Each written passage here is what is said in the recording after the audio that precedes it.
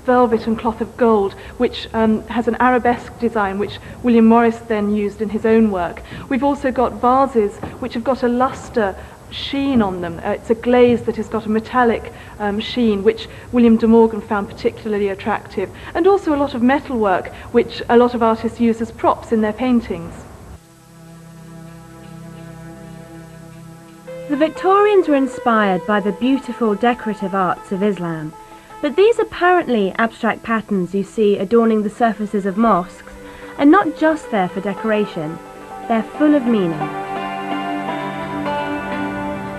And to find out more about Islamic art and what it means, I've come to VITA, the Visual Islamic and Traditional Arts programme, where postgraduate students are taught the theory and practice of Islamic art.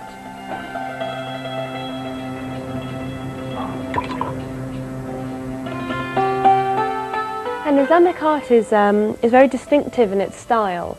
Can you tell me what the basic principles are? Well, Islamic art is very general. I mean, it sort of stretches through a very wide region, a geographical and cultural region.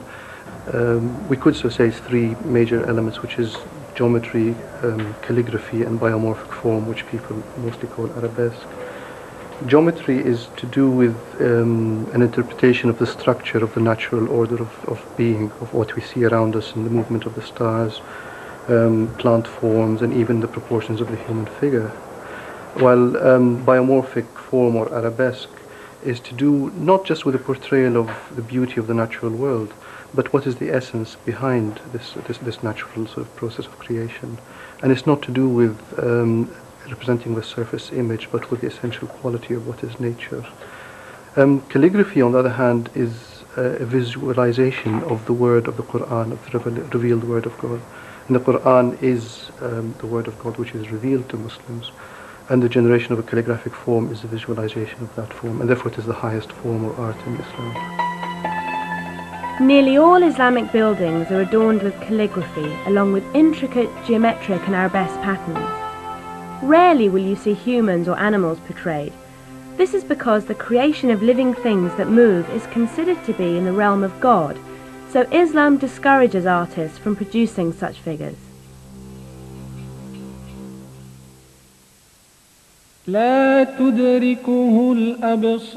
Eyesight cannot perceive him, but he perceives eyesight. He is the all-penetrating, the all-aware. I'm just going to run through some basic principles first, and then we're going to... So it is geometric rather than figurative forms that are a strong feature of Islamic art. I've joined a geometry class at VITA to understand more about these two-dimensional patterns. We take our compasses. Compass is the most important tool in geometry. It's a sacred tool in Islam, and you'll be... I've learnt today that there are three basic shapes in Islamic art that repeat, and they are the square, the triangle, and the hexagon. But the most fundamental two-dimensional figure in Islamic art is the circle. And since it has no beginning and no end, it's a symbol for eternity, unity, and wholeness. And it's from the circle that originate the triangle, the square, and the hexagon. These two-dimensional shapes and flat patterns inspired Victorian artists like William Morris, and they're still an inspiration for artists and designers today. These paintings are by Wasim Mohammed, who lives and works in the East End of London. His work fuses traditional Islamic arts with the British environment he grew up in. The main influences in my work are Islamic architecture, Arabic calligraphy, and geometry.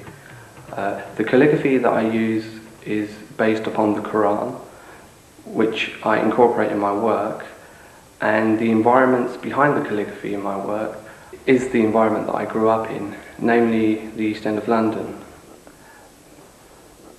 I went to Pakistan in '89, and I was influenced heavily by the architecture, the domes, the minarets, the walled cities, the Medinas, the tile work, the arabesques. The cities that I paint, they're quite universal. You can find those cities in North Africa or the Middle East. The piece here is called Reflection. It's done in a Kufic style calligraphy, which is reflected over, and it also has two moons. One is quite perfect, the other one is less than perfect, and that is to illustrate that only God makes things perfect, and we as human beings are quite fallible. The textures behind the painting are to do with the environment that I grew up in, which is namely the East End of London. A lot of peeling paint, a lot of buildings that were quite dilapidated. The whole piece itself, it's a reflection upon ourselves as human beings. When non-Muslims buy my work, I get a great deal of satisfaction out of that. It's like a window for non-Muslims. It's a positive window for them to come into, learn more about Islam, learn more about the calligraphy, the heritage, and it's quite a positive view about Islam.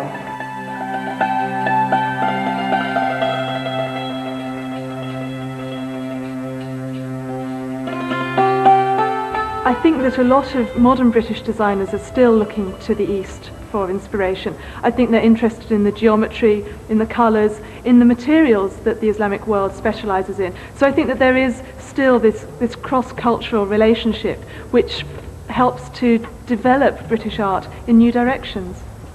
So Islamic influences in art and design can be found all around you, in the gallery, on the high street and in the home.